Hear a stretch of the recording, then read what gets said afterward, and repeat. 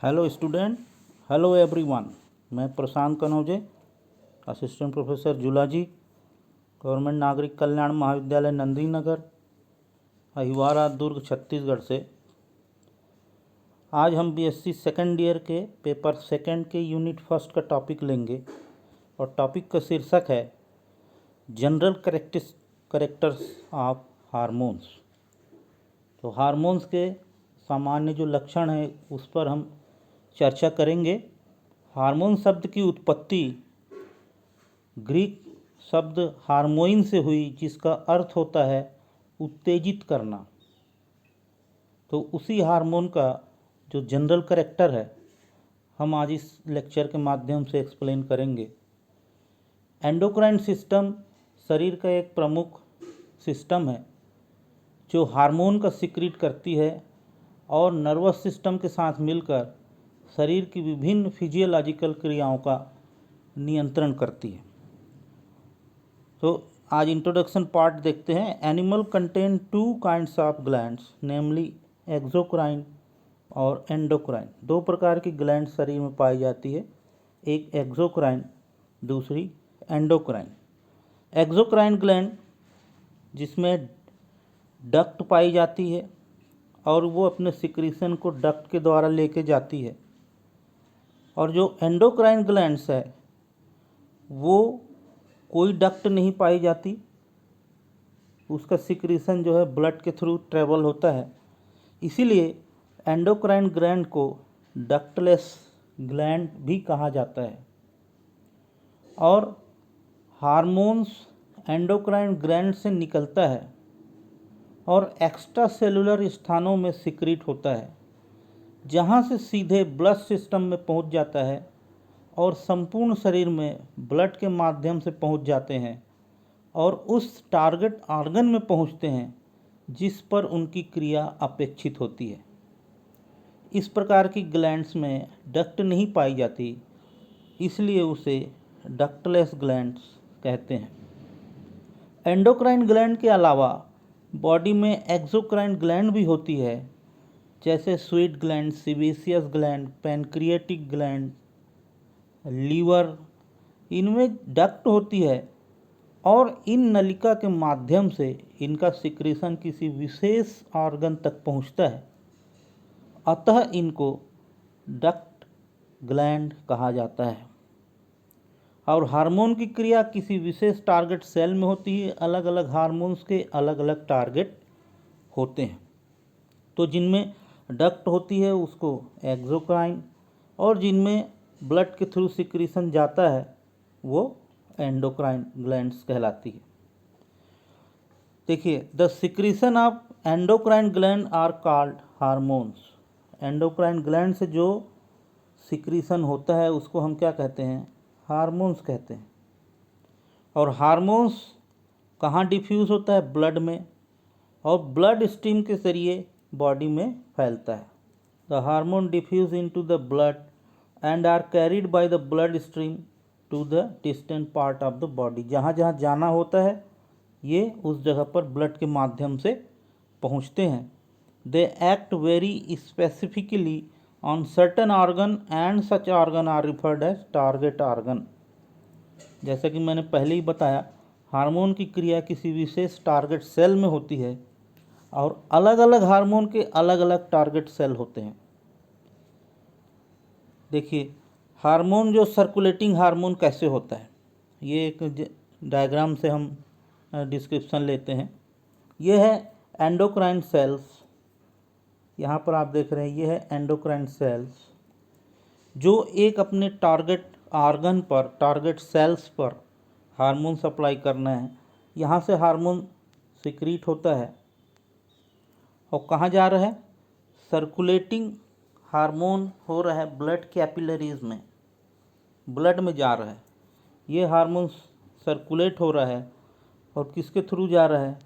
Blood capillaries के through जा रहा है। और ये हार्मोन्स जो है ब्लड के साथ में टारगेट सेल में जाते हैं। इन टारगेट सेल्स में पाया जाता है हार्मोन रिसेप्टर। यहाँ पर अलग अलग टारगेट के लिए अलग अलग हार्मोन्स ट्रेवल कर रहे हैं ब्लड में और अलग अलग हार्मोन रिसेप्टर अलग अलग प्रकार के हार्मोन को रिसेप्ट यहाँ पर करते हैं और उनका काम पूर्ण होता है। तो इस प्रकार हम एक जनरल डायग्राम के द्वारा हार्मोन के सर्कुलेशन को समझा। अब लेते हैं कैरेक्टर ऑफ हार्मोन्स। हार्मोन्स के क्या कैरेक्टर्स होते हैं। पहला है हार्मोन्स आर केमिकल मैसेंजर। ये रासायनिक मैसेंजर होते हैं, केमिकल मैसेंजर होते हैं जो उस पर्टिकुलर टारगेट तक जाते हैं। दूसरा है they are produce in trace amount. बहुत ही कम मात्रा में, जितनी ज़रूरत है उतनी मात्रा में ही सिक्रीट किए जाते हैं और उतने ही यूज़ किए जाते हैं, ताकि ज़्यादा हो अगर सिक्रीट होगा तो भी डिसीज़ प्रोड्यूस होती है हार्मोन के एक्सेस होने से, और कम होने से भी रोग पैदा होता है। तो इस प्रकार न कम न ज़्यादा, जितनी मात्रा में चाहिए उतनी मात्रा में इसको उपयोग किया जाता है। तो they produce in trace amount. They act as catalysis. Catalyst के द्वारा काम करते हैं, उत्प्रेरक के द्वारा काम करते हैं। जिस जगह पर जाते हैं वहाँ पर ये उत्तेजित करते हैं उस कार्य को करने के लिए। फिर नेक्स्ट है they are carried by the blood to the target tissue. ये ब्लड के द्वारा टारगेट टिश्यू में जाते हैं। फिर नेक्स्ट है hormones have low molecular wait. इनका मॉलिक्यूलर वेट क्या है? लो है। क्यों कम है मॉलिक्यूलर वेट? क्योंकि अगर मॉलिक्यूलर वेट हाई होगा तो ये ब्लड स्ट्रीम में, ब्लड वेसल्स में अच्छे से ट्रेवल नहीं कर पाएंगे, इसलिए इनका मॉलिक्यूलर वेट लो है। दूसरी एक और कंडीशन है, अगर मॉलिक्यूलर वेट हाई होगा तो ये सेल के प्लाज्मा मेम्ब्रेन के अंदर नहीं जा पाएंगे, इसलिए इनका मॉलिक्यूलर वेट लो है, ताकि वो ब्लड में और प्लाज्मा मेम्ब्रेन में आसानी से अंदर प्रवेश कर सकें। तो ये लो मॉलिक्यूलर वेट है। They are soluble in water. पानी में घुलनशील है। They act in very low concentration. और ये बहुत ही कम कॉन्सेंट्रेटेड एरिया में भी एक्ट कर सकते हैं, काम कर सकते हैं। फिर उसके बाद नेक्स्ट कैरेक्टर है they are inactivated as soon as their function are over. जैसे ही इनका कार्य खत्म हो जाता है ये क्या हो जाते हैं? इनएक्टिवेट हो जाते हैं। हमेशा एक्टिव नहीं रहते, जब ज़रूरत होती है बॉडी में तभी ये हार्मोन एक्टिव रहते हैं। उसके बाद जो है जैसे ही कार्य खत्म होता है ये इनएक्टिवेट हो जाते हैं। तो काम किस समय एक्टिव और जब काम खत्म उस समय inactivate. They are non antigenic. Antigen क्या होता है? एंटीजन जैसे बॉडी में कोई फॉरेन मटेरियल पहुंचता है तो वो बॉडी के लिए, ब्लड के लिए एंटीजन हो जाता है, तो उसके एवज में बॉडी एंटीबॉडी बनाती है। इसलिए जब ये ग्लैंड से निकल के ब्लड में आते हैं तो ब्लड के लिए ये फॉरेन मटेरियल हो सकता है। तो इसकी ऐसी प्रॉपर्टी बनी है कि वो नॉन एंटीजेनिक है, एंटीजन नहीं है। They function as organic catalyst and act as coenzyme. ये ऑर्गेनिक कैटेलिसिस है। कोएंजाइम क्या होता है? Coenzyme are organic non protein molecules that bind with the protein molecule to form the active enzyme.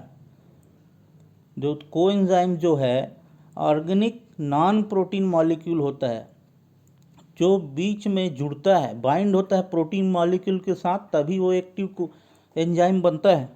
तो ये जो है ऑर्गेनिक हो कैटेलिस्ट है जो कोएंजाइम्स को काम करने में मदद करता है।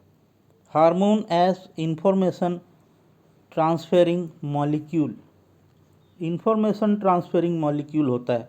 ये किसी अच्छे इंफॉर्मेशन को और बॉडी में क्या इंफॉर्मेशन सप्लाई करना है ये इसको ट्रांसफ़र करता है, और ये ऐसा मॉलिक्यूल है कि पूरे इंफॉर्मेशन शरीर में ले जाने का कार्य करता है। अब लेते हैं chemical nature of hormone. Hormone का क्या केमिकल नेचर्स है। Hormones belong to 3 groups. 3 इसमें ग्रुप्स पाए जाते हैं। पहला होता है amines. Hormones made of amines are secreted by glands cells of nervous origin. Nervous origin के जो सेल्स होते हैं वो एमिन्स टाइप के हार्मोन्स को रिलीज़ करते हैं, और यह संरचना की दृष्टि से सबसे साधारण प्रकार के हार्मोन होते हैं। और यह हार्मोन अमीनो अम्ल टाइरोसिन के रूपांतरित होते हैं, जैसे कि एड्रिनल ग्रंथि के मेडुला भाग द्वारा स्रावित नॉन इपिनेफ्रिन, ये इसका उदाहरण है। थायराइड ग्रंथि से निकलने वाला थायरॉक्सिन भी एमिन हार्मोन का उदाहरण है। दूसरी श्रेणी इसकी आती है steroids. Steroid hormones are made up of lipid, they are secreted by glands derived from coelomic mesothelium. Coelomic mesothelium में जो होते हैं वहाँ से ये लिपिड्स जो है स्टेरॉइड हार्मोन जो है निकलते हैं। स्टेरॉइड हार्मोन का आधार पदार्थ कोलेस्ट्रॉल होता है। यह हार्मोन लिपिड सॉल्युबल होता है। ये क्या होता है? लिपिड सॉल्युबल होता है। जैसे एड्रिनल ग्लैंड के कार्टेक भाग से स्रावित एल्डेरोस्टेरोन, एंड्रोजन, ये जो है स्टेरॉइड हार्मोन्स का एग्जाम्पल है। ओवरी से निकलने वाला ओजेस्ट्रॉन, प्रोजेस्टेरॉन एवं टेस्टिस से निकलने वाला टेस्टोस्टेरोन, ये भी स्टेरॉइड हार्मोन का ही एग्जाम्पल है। फिर होता है प्रोटीन। थर्ड कैटेगरी इसकी आती है प्रोटीन की। प्रोटीन जो है certain hormone are made up of amino acid and polypeptides. Protein hormone क्या होते हैं? अमीनो अम्ल के डेराइव्ड है, व्युत्पन्न पदार्थ होते हैं। जैसे पेनक्रियास के द्वारा इंसुलिन सिक्रीट होता है, और एंटीरियर पार्ट ऑफ पिट्यूटरी के में जो थायराइड एवं पैराथायराइड ग्रंथियां प्रोटीन या पेप्टाइड हार्मोन्स का संश्लेषण करती हैं। तो इस प्रकार इसमें जो पिट्यूटरी ग्लैंड्स के पोस्टीरियर भाग से निकलने वाला ऑक्सीटोसिन हार्मोन वो है प्रोटीन, और एमिनो अम्ल की श्रृंखला को छोटी बनाता है। और जो पेनक्रियास से जो इंसुलिन निकलता है वो अमीनो अम्ल की जो श्रृंखला है उसको काफ़ी बड़ा कर देता है। प्रोटीन, पेप्टाइड्स एवं अमीनो अम्ल पानी में घुलनशील होते हैं। तो ये पार्ट था केमिकल नेचर ऑफ हार्मोन्स। तो इस प्रकार अब हम लेते हैं यहाँ पर फंक्शन ऑफ हार्मोन्स। हार्मोन्स के क्या क्या कार्य होते हैं, ये काफ़ी इम्पोर्टेंट पार्ट है और बहुत ही महत्वपूर्ण फंक्शन होते हैं। Hormones control and regulate most of the physiological activity of the organism. तो जितनी भी फिजियोलॉजिकल एक्टिविटी होती है ऑर्गेनिजम्स की, उसको हार्मोन जो है कंट्रोल भी करता है और रेगुलेट भी करता है। इम्पॉर्टेंट फंक्शन क्या क्या है? कॉन्ट्रैक्शन ऑफ मसल्स, मसल्स का कंट्रैक्शन होना, सिकुड़ना, फैलना, इसमें भी हार्मोन का एक्शन होता है। डाइजेशन, डाइजेशन में क्या होता है? फूड पार्टिकल जो है केमिकल कंपाउंड में टूटता है, तब एब्जॉर्प्शन होता है। इस सब परिस्थिति को पहुंचते तक हार्मोन का एक्शन उसमें होता है, तभी डाइजेशन पूर्ण होता है। मेटाबॉलिज्म, किसी भी ऑर्गेनिज्म में मेटाबॉलिज्म बिना हार्मोन के नहीं हो सकता। ऑस्मोरेगुलेशन भी क्रिया हार्मोन्स के द्वारा होती है। ग्रोथ वृद्धि होना, ये भी हार्मोन्स के द्वारा होता है। मेटामॉर्फोसिस, जो मेटामॉर्फोसिस इम्पॉर्टेंट है डेवलपमेंट के लिए किसी भी ऑर्गेनिजम्स के लिए, तो ये भी हार्मोन सिक्रीशन के द्वारा होता है। Secretion of enzymes, different types of enzymes body में सिक्रीट किए जाते हैं डाइजेशन के लिए, मेटाबॉलिज्म के लिए, वो भी हार्मोन्स के द्वारा ही होती है। रीजनरेशन, पुनः उत्पादन, रीजनरेट करना, बॉडी में जितने फिर से उत्पादन होते हैं वो हार्मोन के द्वारा होता है। ओवुलेशन, सेमिनेशन, ओवरी में ओवा का निर्माण और टेस्टिस में स्पर्म का निर्माण, ये हार्मोन्स के द्वारा ही होता है। सेक्सुअल साइकिल, फीमेल में एक स्पेशल प्रकार की साइकिल पाई जाती है जिसे कहते हैं सेक्सुअल साइकिल, ये भी हार्मोन के द्वारा होता है। बर्थ जो है, बेबी का बर्थ जो होता है उसमें भी काफ़ी मात्रा में हार्मोन्स की क्रियाओं के द्वारा ही बर्थ संपन्न होता है। मिल्क सिक्रीशन आफ्टर बर्थ, जो मिल्क सिक्रीट होता है, जो इम्पॉर्टेंट पार्ट है इम्यून सिस्टम को बूस्ट करने के लिए बेबी के लिए, वो मिल्क सिक्रीशन जो है हार्मोन के द्वारा होता है। Development of secondary sexual character, secondary sexual द्वितीय लैंगिक जो लक्षण हैं वो विकास करते हैं हार्मोन के द्वारा। और इमरजेंसी रिएक्शन, अचानक जो रिएक्शन होते हैं इमरजेंसी केस में, जो ऑर्गेनिजम्स में एक्शन होते हैं वो हार्मोन के द्वारा होते हैं। इस प्रकार आज हमने इस प्रेजेंटेशन के माध्यम से हार्मोन के जनरल कैरेक्टर को स्टडी किया और यहाँ पर हमने हार्मोन के बारे में कुछ जानकारी प्राप्त की। सुनने के लिए धन्यवाद। Thank you very much.